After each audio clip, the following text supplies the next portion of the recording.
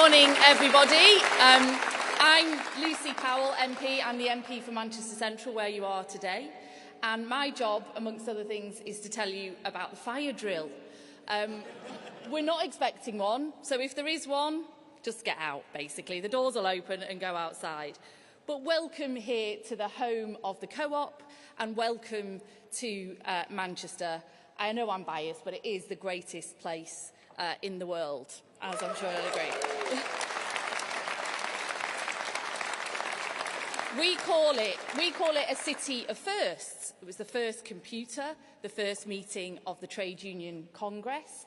The first rain Mac was invented. Not that we need that today. We very rarely need that here in Manchester. And, of course, the first Marks and Spencers. But not just any Marks and Spencers, a Mancunian Marks and Spencers. And there's often this debate about which is the second city. But I think it's a bit unfair to compare Birmingham to London all the time. But well done to all of you for getting here, and an extra well done for those of you who managed to get here by train, whether it's Avanti, Northern or the Transpennine Express. They're not exactly known for their reliability. But in a Tory Britain, where trains that are cancelled the day before aren't really cancelled trains, they're just trains that aren't running, but the company still gets paid a bonus for anyway. And welcome to the North West as well, where we like to roll out here not just one Metro Mayor, but two Metro Mayors, Andy Burnham and Steve Rotherham.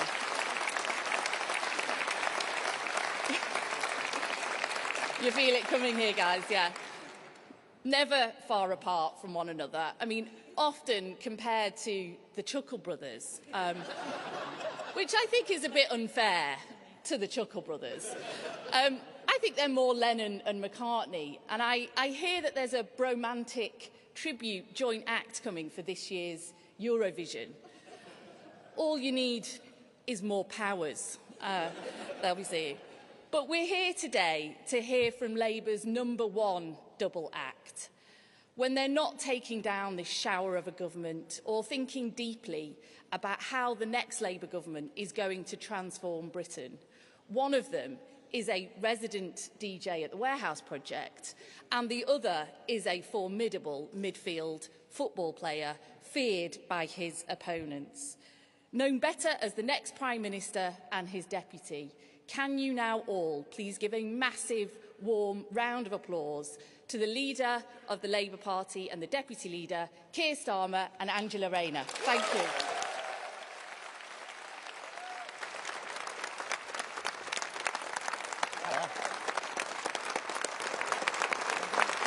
Good luck, Anne.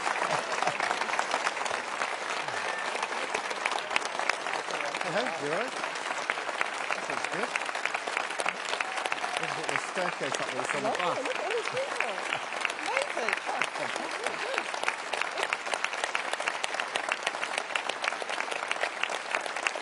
Thank you. Thank you, Lucy, and it's an absolute pleasure to welcome you all here in my home turf of Greater Manchester. And I'm always happy when we get a national audience here to experience everything that we have to offer. Though sadly, I couldn't tempt Keir to the mosh pit last night at Satan's. But there's always next time, Keir. I also want to thank the cooperative movement for hosting us here today. They have a special place in the history of our party and our city and our future too.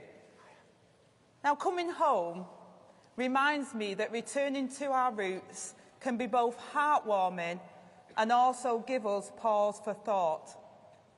Remembering where we came from and the things that made us who we are.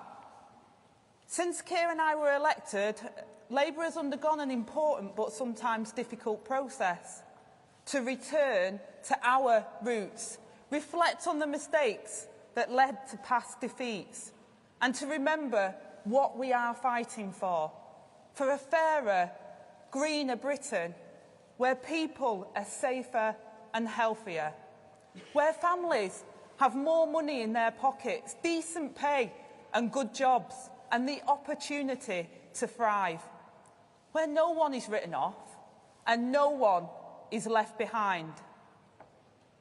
Keir will today set out the core missions of the next Labour government. Now, we've seen missions driving our country forward before.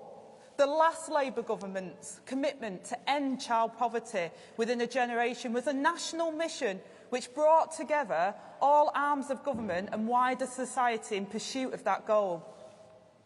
That mission delivered for my family and transformed my life. It helped me find work when I had a child at 16. It put food on the table when I had nowhere else to turn. And it gave me the support of a Sure Start Centre and taught me how to be a good mum. And I came from a council estate to the House of Commons because that Labour government was on a mission to make sure that no child was written off. I've seen firsthand the difference a mission-led government can have. The Council House, minimum wage, income support, tax credit, Sure Start training and job opportunities that helped me and so many others that were delivered by the departments, agencies and levels of government. And of course that Labour movement itself. But all were part of the mission to ensure that my children did not grow up in the same poverty that blighted the previous generations. It was that relentless focus on the mission of eradicating child poverty that ended families like mine having the problems that they had and the tools that we needed to get on. But what we're setting out today goes much further. These are national missions to reverse the trend of the sticking plaster politics and anchor every single decision to the interests of the people of Britain. Not just to tackle what holds us back, but to seize the opportunities of the future. Because more of the same just isn't good enough. Three-word slogans, empty promises, broken as quickly as they were made, leaping from crisis to crisis, driven by vested interests, cronies, oligarchs and lobbyists who have had more say over the shape of the last decade than working families have. Never again.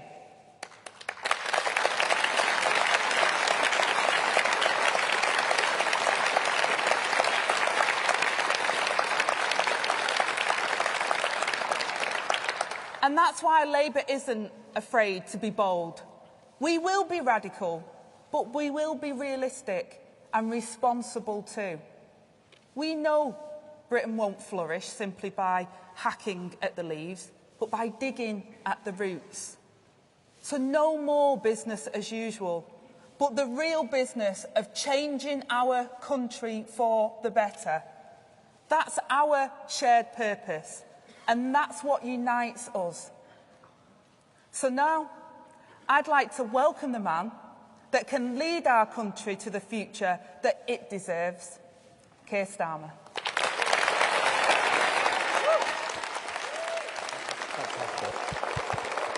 We'll go to that club. Yeah, I'll get you there.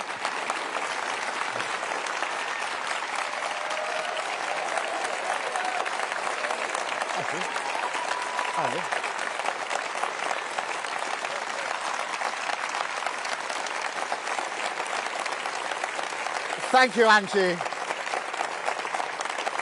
We'll get to that club.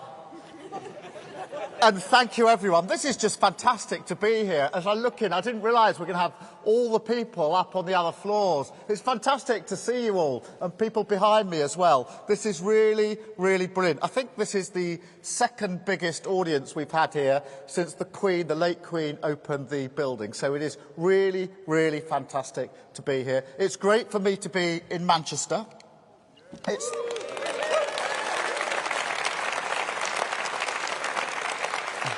I have to confess, it is the first time I've been here since a particular football game last week. So I'm going to pass the usual Arsenal jokes today. Let's just say, Lucy, the fight goes on. And actually, that we can learn something from Arsenal and from Man City. Bear with me.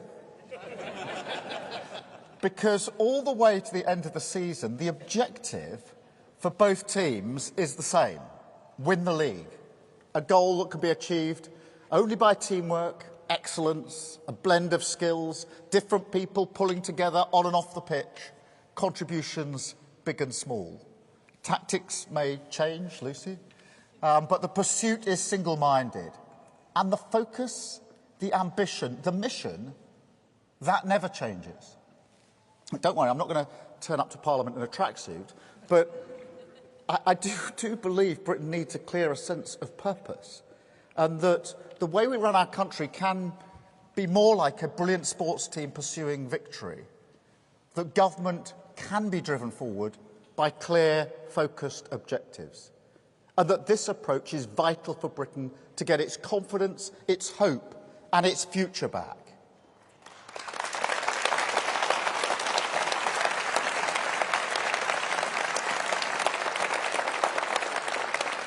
And that's what I'm here to set out today, how a new mission-driven Labour government will end sticking plaster politics, and in doing so, get Britain back on its feet.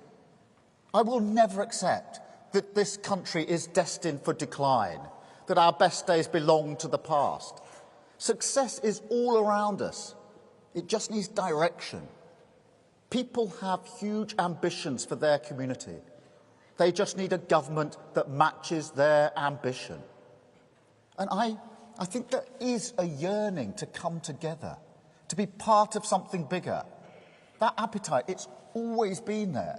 In all our big moments in our history, the creation of the NHS, during the pandemic, in spades, the passing of the late Queen last year. A pride and a purpose that we have to unlock to drive our country forward towards a better future. Now,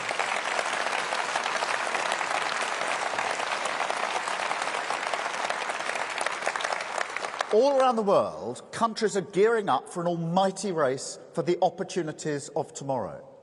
Britain must be on the start line, not back in the changing room tying their laces. Some nation is going to lead the world in offshore wind.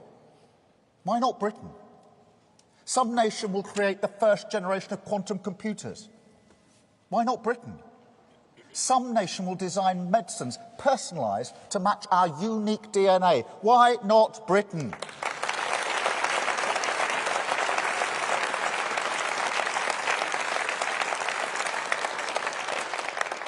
Why not? Because sticking plaster politics holds us back. Pick any of the current problems: energy security, productivity, immigration. We could be here all day. But it wouldn't matter. The pattern is always the same. Distracted by the short-term obsessions that fixate Westminster, held back by a cynicism which uses low trust in politics as an excuse to narrow our ambitions, blinkered to the potential of an active government setting the direction, we lurch from crisis to crisis, always reacting, always behind the curve. A sticking plaster, never a cure.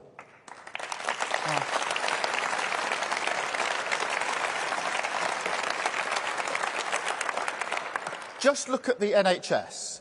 For years, we've had winter crises. Every year, the same panic, the same despair. This is life and death, and yet the government has never found a long-term solution. Sticking plaster politics. The fundamentals never fixed.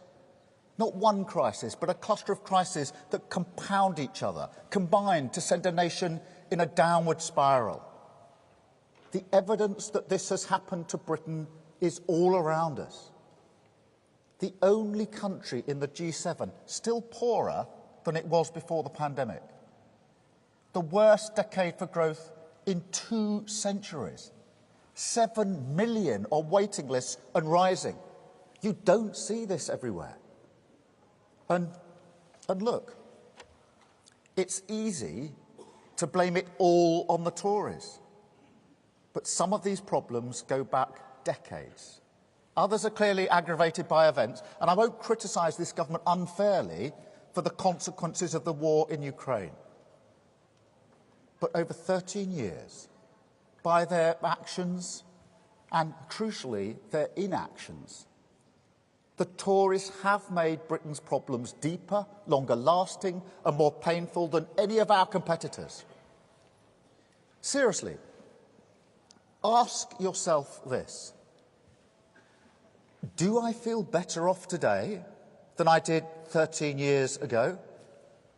What's the list of achievements they can rattle off, the legacy of our country that they can be proud of? And the idea that the people who created the mess around us are the right ones to clean it up? Forget it.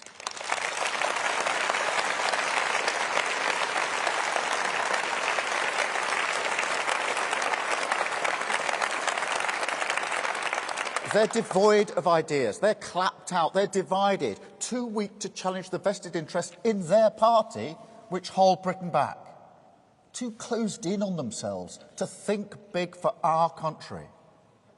Britain needs leadership with ambition, belief in the possibilities of the future, hunger to take on the big challenges. This is the case for change, a new government and a new way of governing. Britain needs both. With Labour, Britain will get both.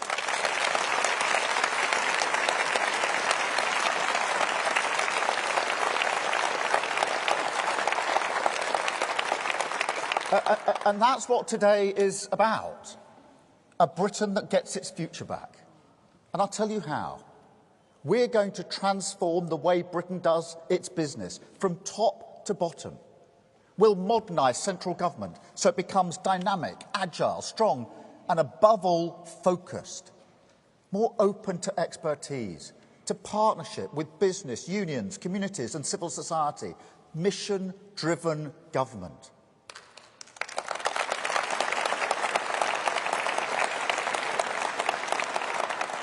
A relentless focus on a clear set of priorities. An answer to the widespread call to fix the fundamentals. A long-term plan to unlock our pride and our purpose. A profound statement of intent.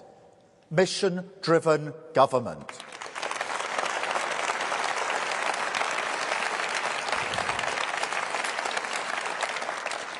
In some ways, it's a simple idea.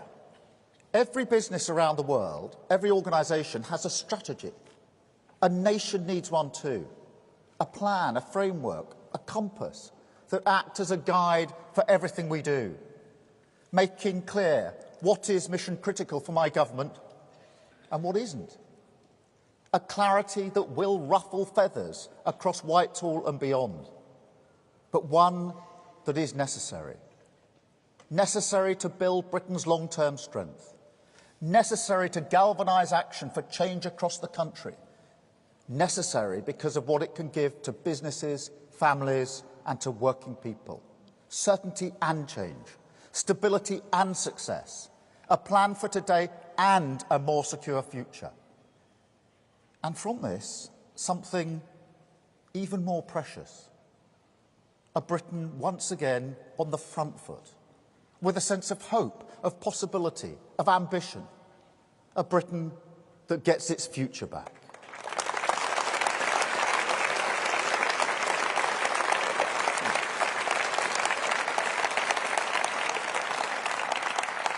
Five national missions, each one laser-targeted on the complex problems that drive our crises, the root causes that demand new thinking, new solutions born in all parts of the country, new ways of harnessing the ingenuity that's all around us.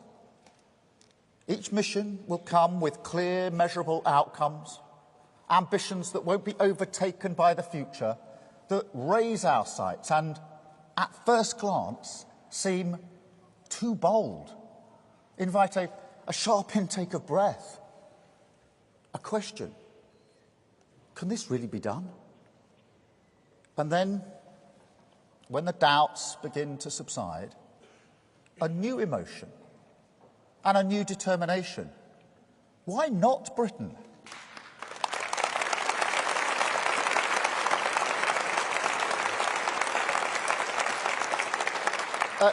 let me give you an example. Zero carbon British electricity by 2030. A huge goal which will allow us to accelerate to net zero. Make no mistake, this goal would turn Britain into a clean energy superpower. It will put us ahead of any major economy in the world. That's a sharp intake of breath, by the way. And look, I'm already talking to CEOs, investors, entrepreneurs, unions, energy workers about how we get this done. The conversation always starts with a shake of the head. This is a bit much, Keir. Clean energy by 2030, that's going to be going some. But when I tell them, here's the ambition, here's the plan, and here's the opportunity for you, there is a powerful urgency to make it happen. But it will only happen with the right building blocks, cheaper bills, real energy security, independence from tyrants like Putin, and an industrial strategy that can win the race for jobs in the green industries of the future. Now, each of our 5 missions will contain this formula: a measurable goal, the building blocks of a clear strategy, and the first steps of a credible long-term plan. First steps like the insulation of 19 million homes, like training for people to be heat pump fitters, builders, engineers, electricians, like GB Energy, a new British company that will supercharge our drive for cleaner energy, and taken together lay a new foundation for prosperity in every community. Every community.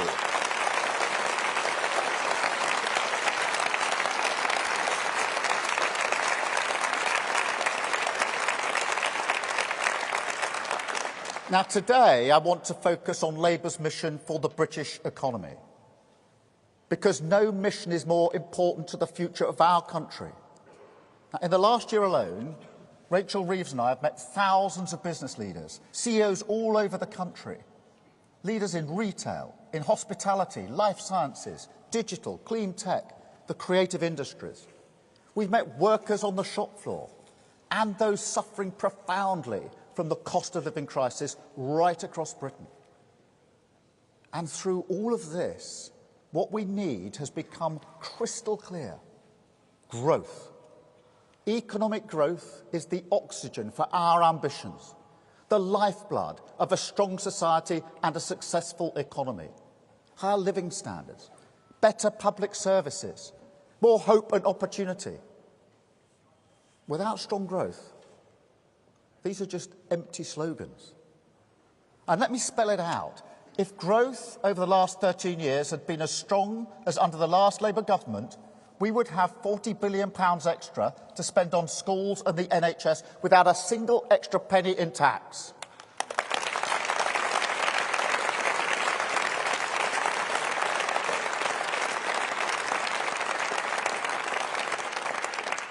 Britain needs to create more wealth, needs to be more competitive. It's that simple. Now, you may ask, it's easy to want growth, so what's so different about you? Well, I say, for 13 years, there's been no plan, no urgency, and no one with the courage to do the hard yards that will change who growth is for and where it comes from. So let me announce the economic mission of the next Labour government. By the end of Labour's first term, we will deliver the highest sustained growth in the G7.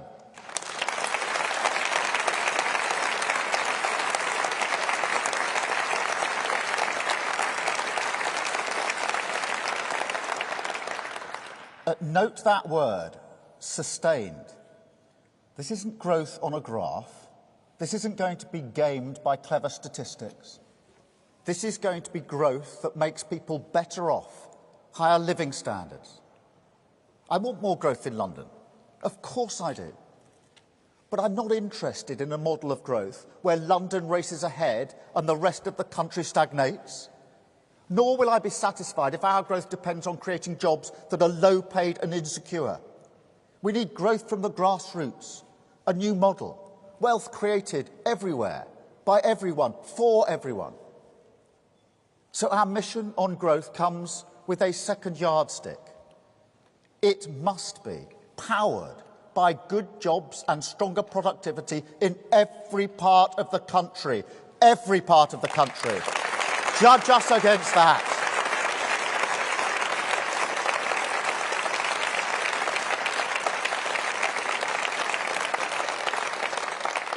But judge us on our plan. Over the last 3 years, we've put the building blocks in place. And we have those first steps, necessary but not sufficient, which can tackle the immediate problems.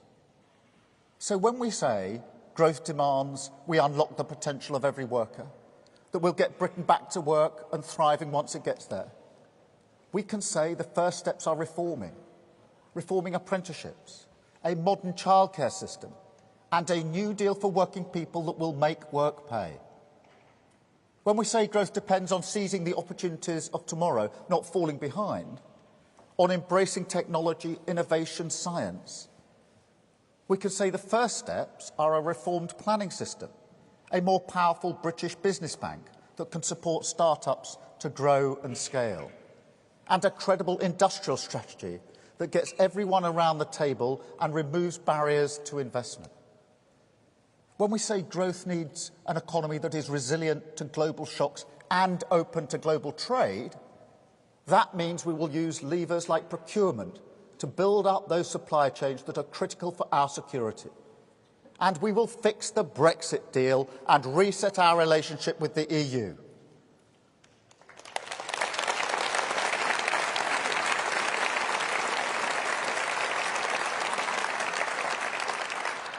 And when we say growth must now be built on the contribution of every community, every region, every nation, that means we'll give communities the right powers for robust private sector growth, to control their economic destiny, stand on their own feet, and put those powers in our Take Back Control Bill. And the one thing I need to be really clear about, these 4 shifts in Britain's approach, this new model, depend on a 5th, from chaos to certainty, the rock of economic stability, where policies are always fully costed, fiscal rules are sound and followed rigorously, constraints accepted, institutions respected, not bypassed. And as a result, investors here and across the world have the confidence and the certainty that they need to get behind our missions. I look at what some of the Tories are saying at the moment, and I can't believe they need to learn this lesson again. That they don't understand still that chaos has a cost. The noises off you hear from them, they're a primal scream. The last gasp of a party caught between a rock of stagnation and the hard place of its economic recklessness. The message to the British people is clear. Labour is the party of fair growth. Labour is the party of economic stability. Labour is the party of ambition.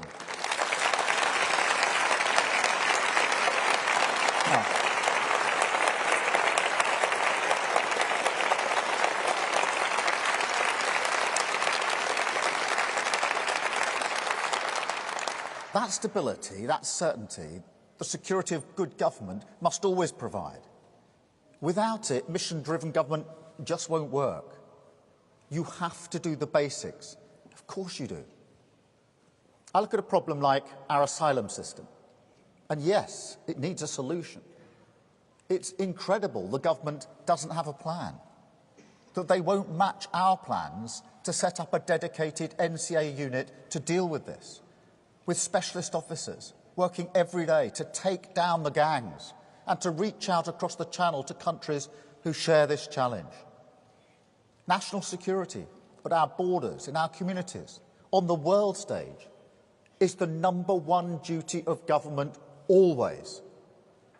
That's why I went to see President Zelensky last week, to underline the total solidarity of my Labour Party towards his fight for freedom.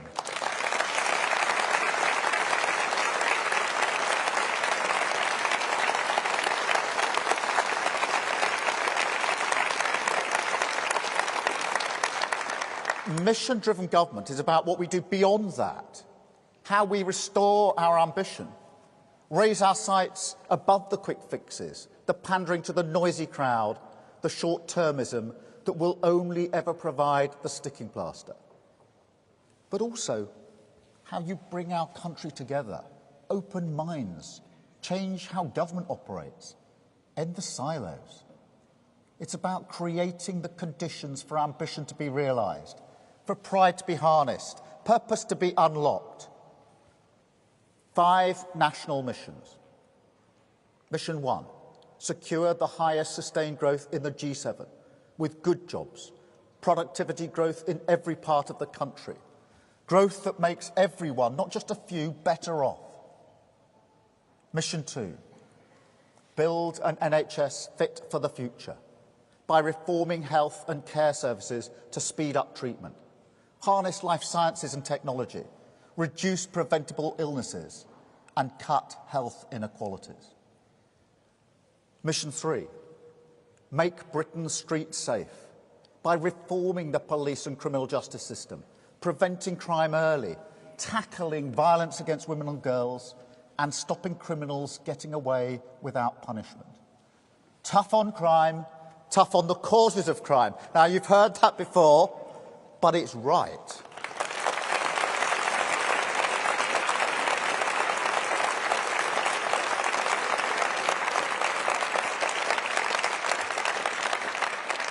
Mission 4, break down the barriers to opportunity at every stage for every child by reforming childcare, reforming education, raising standards everywhere, and preparing young people for work and for life.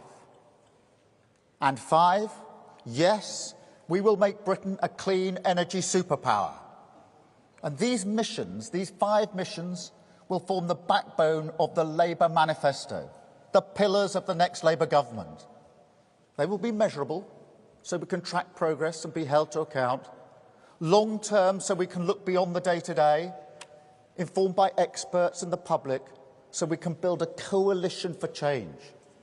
And each will support our drive for growth. Each will help us get our future back.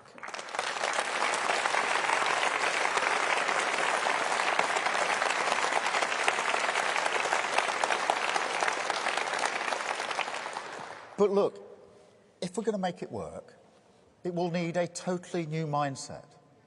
We have to understand that the how is as important as the what. So we're going to ask different questions of public servants and ministers. Difficult questions. How do we dissolve decision-making to those with real expertise on the ground? How do we bring people affected every day by the issues we must solve into the heart of our decision-making?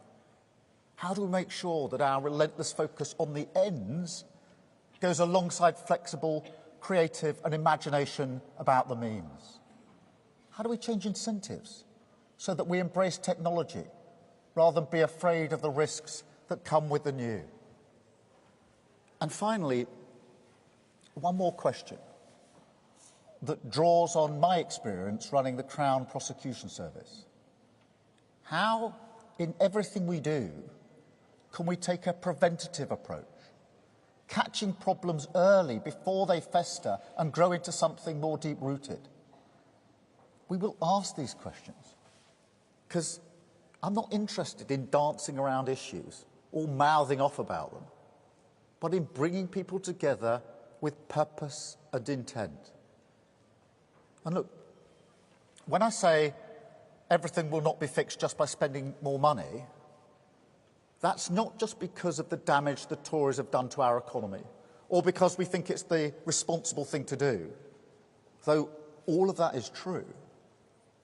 It's because the more I delve into these challenges, the more I can see things that are simply not working, things that could be sped up, joined up, given direction, made to work better. This is at the core of my politics. Government can prevent problems as well as fix them, can shape markets rather than serving them, can lead a collective national effort on growth and innovation. But without reforming the role of government, none of that will happen. Equally, I have to say, I'm not concerned about whether investment or expertise comes from the public or private sector. I just want to get the job done. And I mean that. We have to get it done. There is a massive role for the private sector in mission-driven government. But if the aspiration is merely to replace the public sector while extracting a rent, to privatise the profits while socialising the risk, that takes us nowhere. Mission-driven government is a different way altogether. Not state control or pure free markets, but a genuine partnership, sleeves rolled up, working for the national interest. Not command and control, Whitehall knows best, but an approach that understands what national renewal means. Change for all, from all.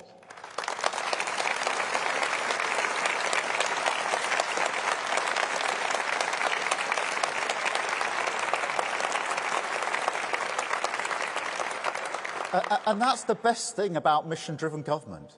You can't do it without people. You can't grow the economy without entrepreneurs creating new ideas. You can't make streets safe without communities looking out for one another. You can't make healthier lives without people changing their habits. Change can come from unlocking the pride and purpose of all of us. I grew up working class in a small town, and all my life I've seen potential thrown away. People who don't get the respect that they deserve, who feel invisible in their own country. I want a Britain where you don't have to change who you are just to get on. A country where success belongs to everyone and success comes from everyone. A future built by everyone, everywhere. That's what our missions are about. Change from the whole country. National renewal from a new national purpose.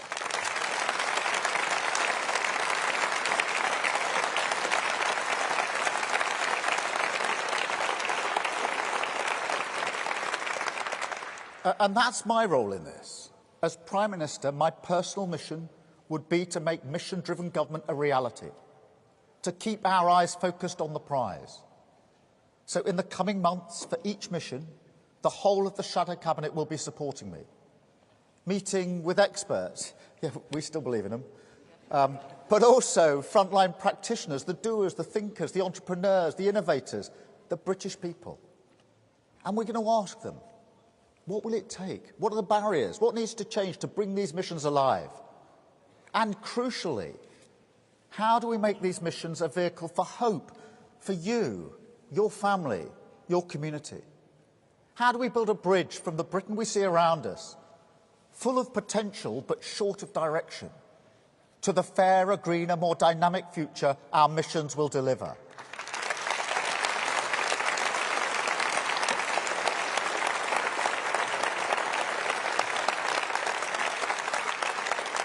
That's the defining work of my Labour government, and we will prepare for it now. There is no time to lose. I'm well aware that at a moment like this, it's hard to hope, harder still to convince people that they and politicians have a common cause. Of course it is. People have listened to politicians and pulled together before. They did it after the financial crash, when politicians made them pay for the mess caused by banks. They did it in the pandemic, while the government broke all the rules that they were following. They might even have done it after Brexit. But nobody in charge could find the words to ask. People are entitled to turn around and say, why should we trust you? But I say to them, the change you want, the Britain you want, the better future you want, we can walk towards it together.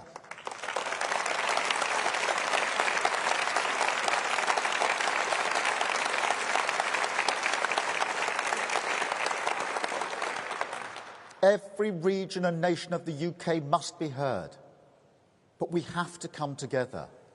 National missions for national renewal, the fastest growing economy in the G7, a clean energy superpower, public services that lift us up, a mission-driven government that will end sticking plaster politics, will unlock the pride and purpose that is in every community, will give this country its confidence, its hope, its future back.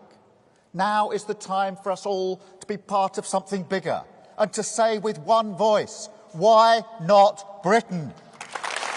Thank you. Thank you. Thank you.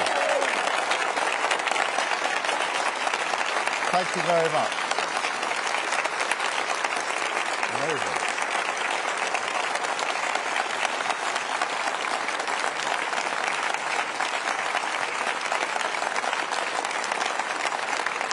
Thank you very much. Thank you.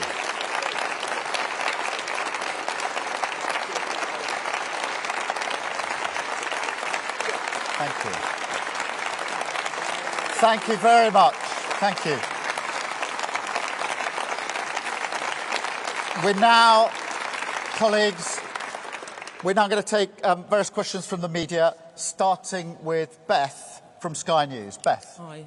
And we're going to try and keep these short and one each, Beth.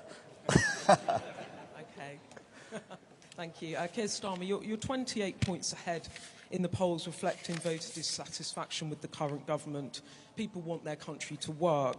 But can you honestly say that your blue sky thinking, rather than clear specific policies such as cutting working people's taxes or ensuring that they'll get a hospital appointment, is in any way relatable?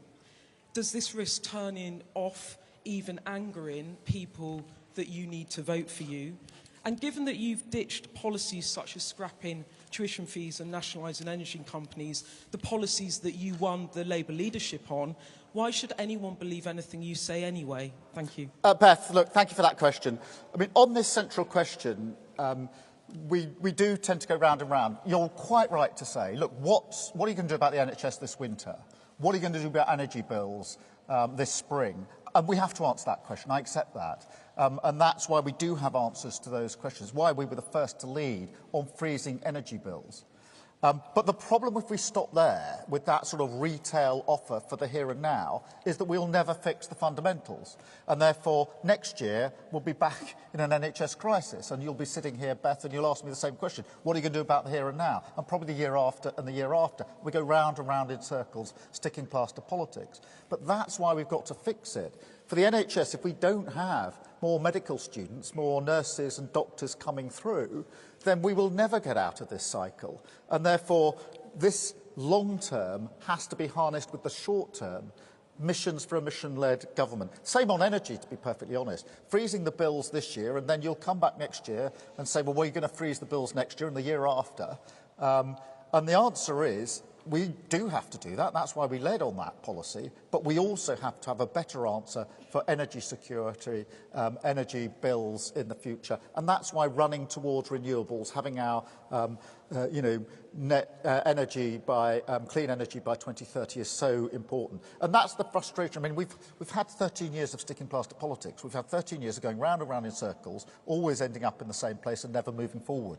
And this is absolutely needed. And I reject the argument that the public don't get it. Everybody knows in their own life that you do fix a problem when it comes to maybe your pipes or your car or whatever it is. But everybody knows you've also got to fix the fundamentals. Otherwise, you'd just be back in the same place at the end of the exercise. And that's what this is about. And you know, all you've got, you know, from the government, frankly, is sort of short-term promises to clear up their own mess. These are long-term missions for national renewal. Thank you, Beth. Chris from BBC. On the trust issue, look, I think anybody looking at these missions will realise that they're hard thought through, they reflect the really big challenges of the country, and they come, each of them, not just with the mission, which is really ambitious, hard to achieve, but also with the underpinning, the specifics that are needed as to how they're going to be achieved, and actually, for each of them, with the first steps, what are you going to do, as it were, from day one? And we'll set those out, obviously, for the economy, we've already set them out. For net zero, we've set them out, and we'll do that for the other missions. Thank you, Beth. Chris. Thank you. Chris Mason from BBC News. Let's talk about one specific, if we may, about economic growth. What would you do around corporation tax this April? It's due to go up. Should it go up? Plus, if I may, what do you say to those who say, look, you were elected on a particular set of policies for the Labour leadership and you've junked loads of those, so why should we believe what you're saying now is something you'll stick to? Well, Chris, on corporation tax, we haven't opposed the increase in tax. But I have to say, and I think this will reflect anyone who's been talking to CEOs and businesses, as we've been intensely for the last year or two, we've been sitting down and saying, what is it that inhibits growth? How do we unlock this? And I have to say, in all honesty, very few of them say it's corporation tax. Nearly all of them say we don't have the basic security. So global investors, I'm not saying we don't have the money or the wherewithal to invest, that we don't have the ambition. What they say is we don't have the circumstances of stability that would allow us to go forward. And on a political level, it's quite funny, and we joke about the fact we've had 3 prime ministers and 4 chancellors and 4 budgets last year. It's become a political joke. For investors, for those people that help us grow our economy, they say, well, just at the moment, I'm not that interested in investing in your country. I don't see the long-term plan. I don't see the missions. I don't see a government that's got the wherewithal to stick to the plan. And therefore, I don't think that these are conditions for growth. And that's what we're driving at here. So, yes, corporation tax is going to go up. But actually, that isn't the thing that most people are talking about. On the programme, I mean, when I stood for leadership of the Labour Party, I ended every single hustings by saying everything you've heard today won't happen if we don't have a Labour government. And therefore, the single absolute mission has to be to get a Labour government. And that's the basis on which I was elected in. The vast majority of Labour members and supporters are 100% behind what we're doing. They really like these missions and they want us to put them into action and to do what I promised when I stood as leader, which is to take our party from the worst general election defeat since 1935 into a Labour victory, into a Labour government. They desperately want that because that's the whole point of the Labour Party, to form a Labour government to change lives. Thank you, Chris.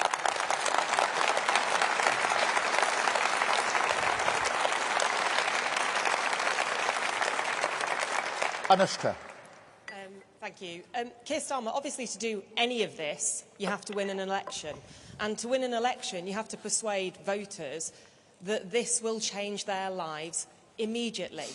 So what I want to know is how all of this translates into your immediate priorities. If you were to become Prime Minister, what would you do on day one? Well, Anushka, let me take that head on, because each of the missions is about long-term change. It's about a decade of renewable. But each of them is underpinned then by the specifics. What do you need to achieve that? And what are the first steps along that road? Whether that's, for example, on energy, insulating 19 million homes, setting up GB Energy. In health, doubling the number of medical students so we can actually have the next cohort. Of course, we also have to have short-term answers. The election's still very likely to be, what are you going to do about bills, particularly energy bills, to which we've got a specific policy, which is the public are very, very keen on.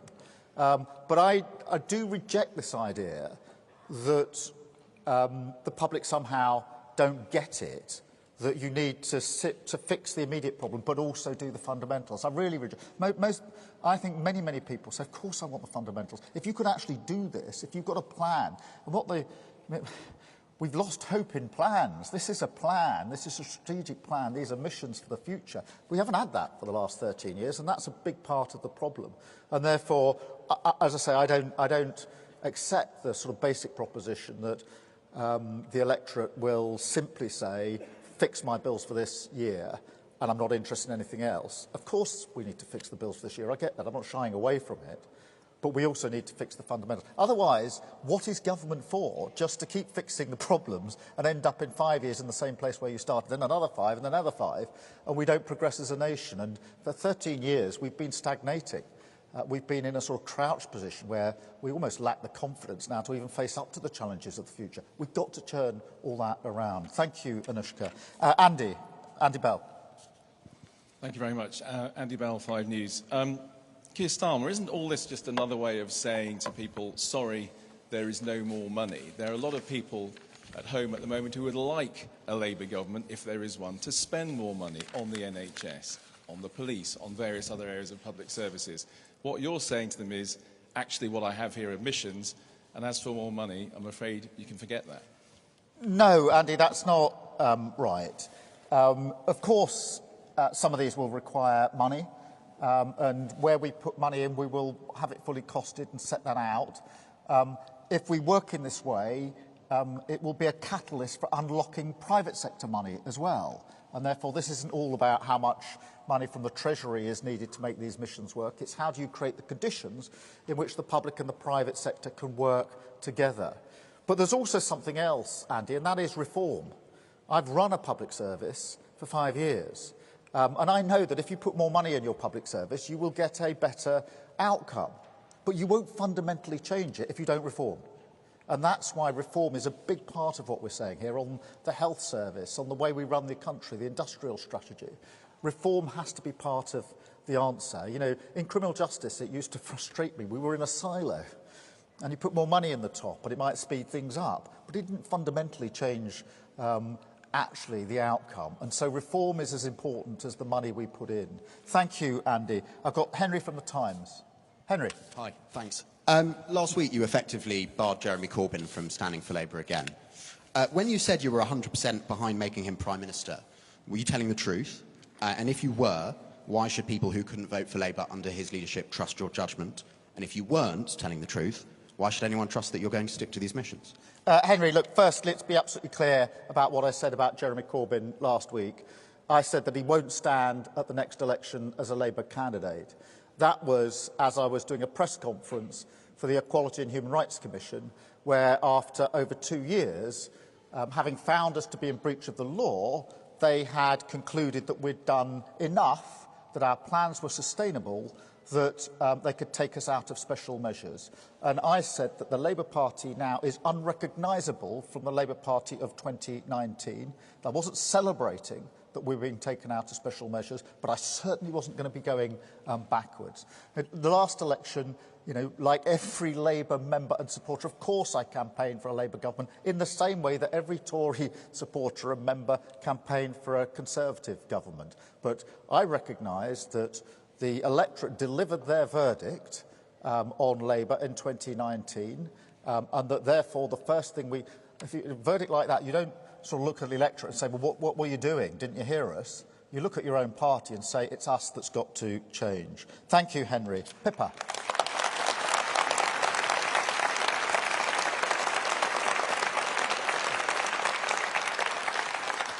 Hi, Pippa Carrera from The Guardian.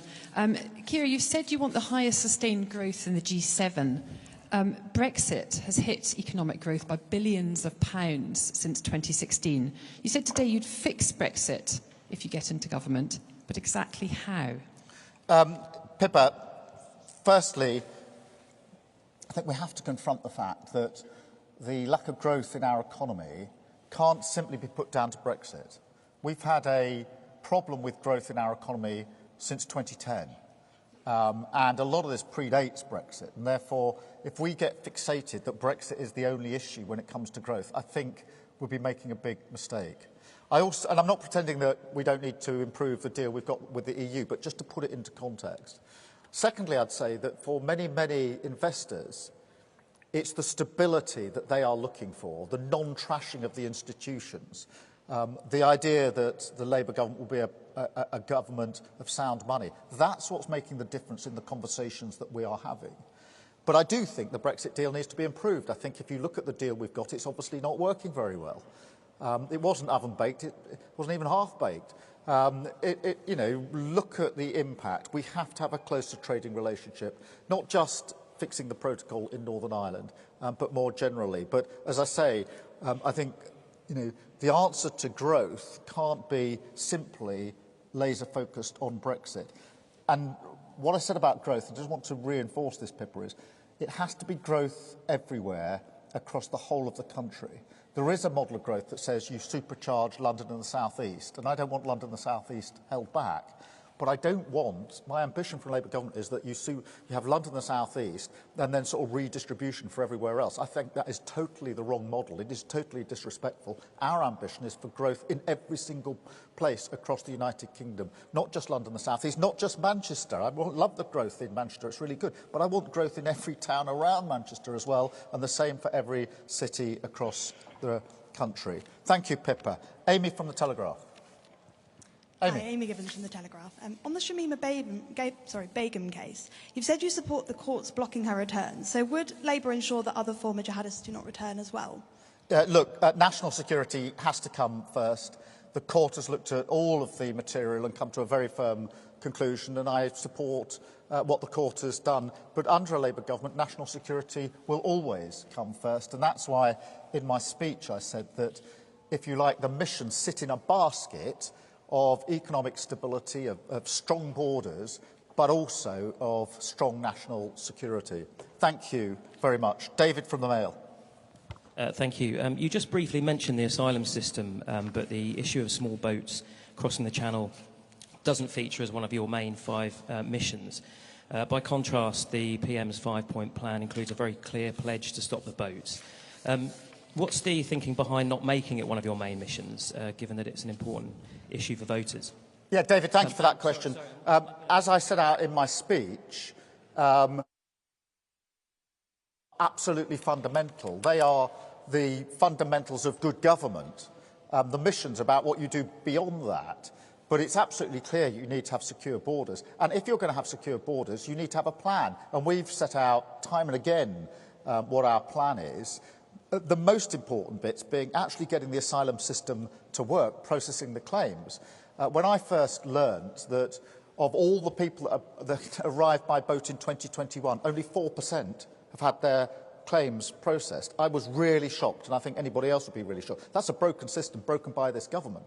But if you really want to do the fixing bit, then you do need a new unit within the NCA, extra officers to do the cross-border control. I worked, when I was Director of Public Prosecutions, we formed cross-border teams to deal with drugs being taken over borders, guns being taken over borders.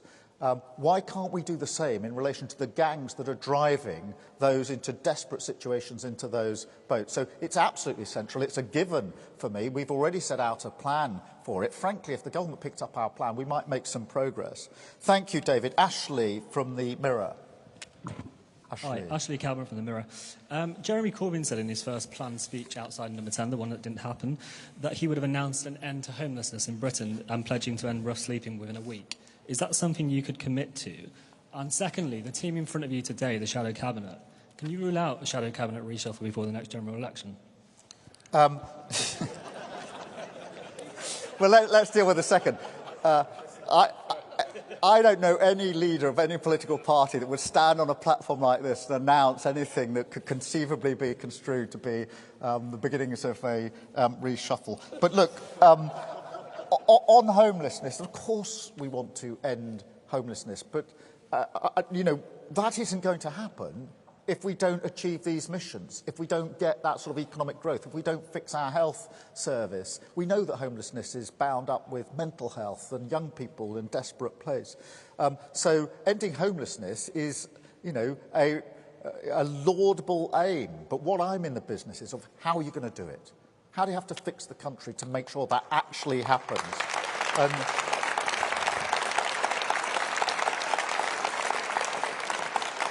And since I'm on this, actually, don't let me go with this, because since I've been in politics, I've met so many people who eloquently describe a problem, brilliantly describe a problem. I want to know how you fix it, how you actually change the country for the better. Roll your sleeves up and have a mission-driven government. And so that's the approach we're taking with these 5 missions. Chloe, from the Eye. Chloe.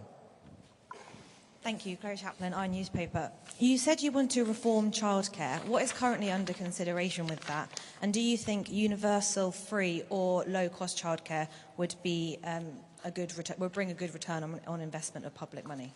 Yeah, look, on childcare, thank you, Chloe, for that, because it's really important.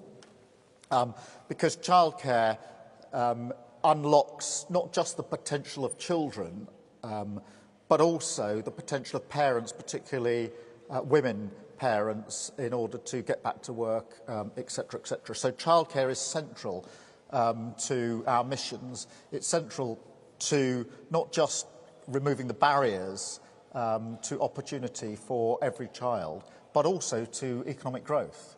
What we've already committed to is childcare that covers breakfast clubs, the early part of the day. Obviously, you know, that's a first step. There's more that needs to be done, but childcare is central to our plans for all the reasons I've just given.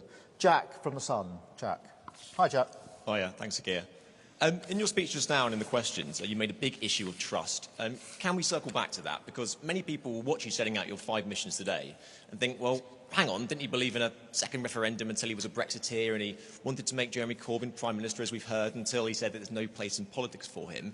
As we hear today, you now actually believe that Shamima Begum shouldn't come back to the UK. So today, can you make a proper guarantee to readers and voters that if you do accede to the highest office in the land, there will be no more flip-flopping? Well, look, Jack, we've got to remember that on things like the second referendum, we've been through 3 years of a parliament that was completely stuck and unable to find a way forward, which didn't have leadership because the Conservative government didn't reach out across the parliament. You had a Prime Minister who had a majority, went to the country and lost the majority, and their whole party imploded. But as we go forward, look, these are our missions, this is our way of working, and I'm very happy to have that tested. If anyone wants to know, do the public trust and want any of this, then there's a very good way to find out. Let's have a general election.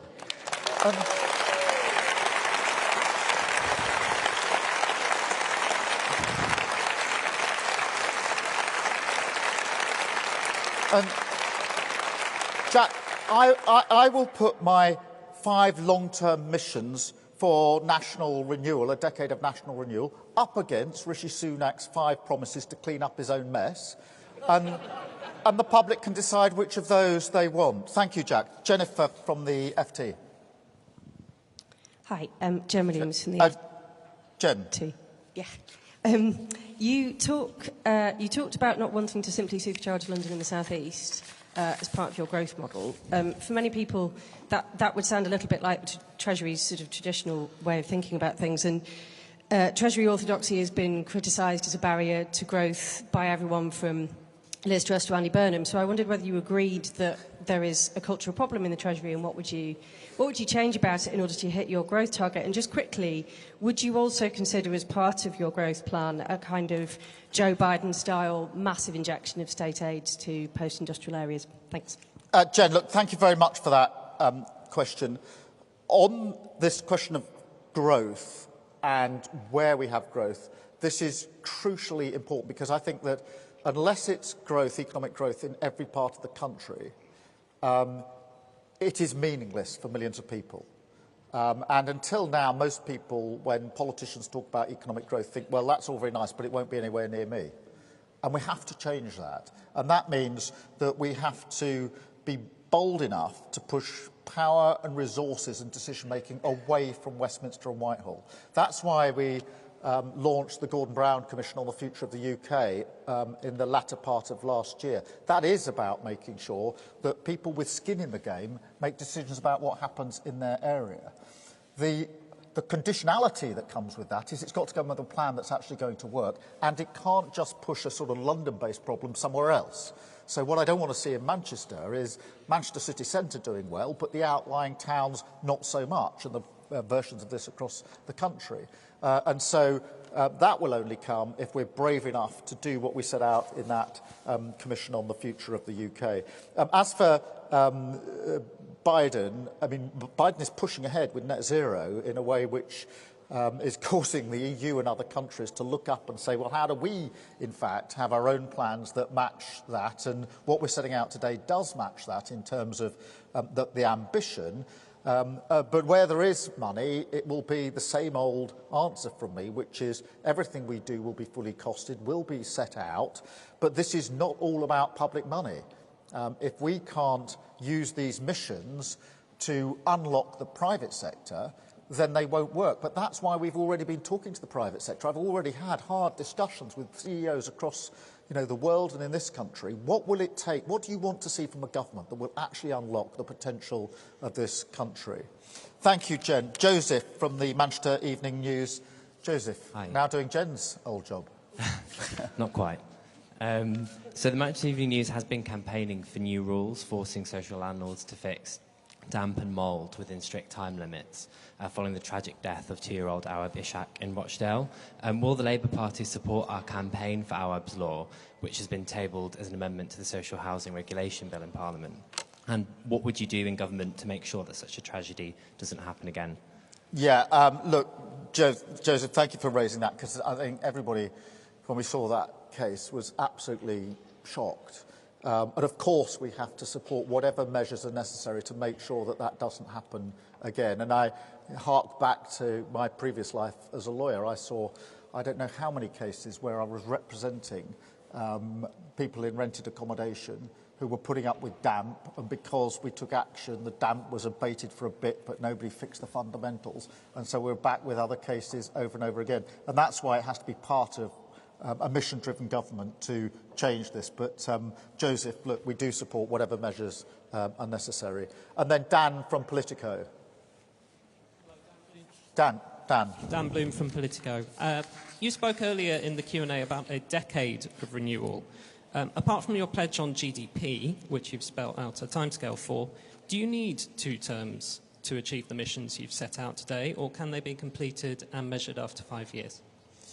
Dan, thank you for that. Look, I'm pretty humble about this. We lost badly in 2019, and my ambition is to take the Labour Party back into power. That will be an incredible journey if we're able to do it, and I'm mindful that every single vote has to be earned, and we've got a long, long way to go. But I'm also honest enough to say that some of these issues are not going to be fixed within 5 years. They're longer term than that. These missions come with measurable goals along the way, the underpinning and the specific first steps that will put us on that journey.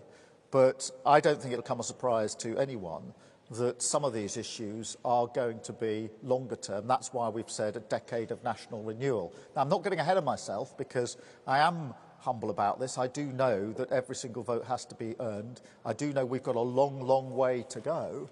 And, that what we have to say has to be put before the electorate and we have to persuade them. But at the same time, I'm not going to shy away from the fact that after the damage that's been done in the last 13 years, it is going to take time to fix the fundamentals. What I'm proud to do today is to set out a plan that explains what are the changes we want to see and how are we going to do the fixing of the fundamentals. Thank you all very much indeed. Thank you for being here. Thank you for those that are standing. Thank you so much. Thank you. Thank you.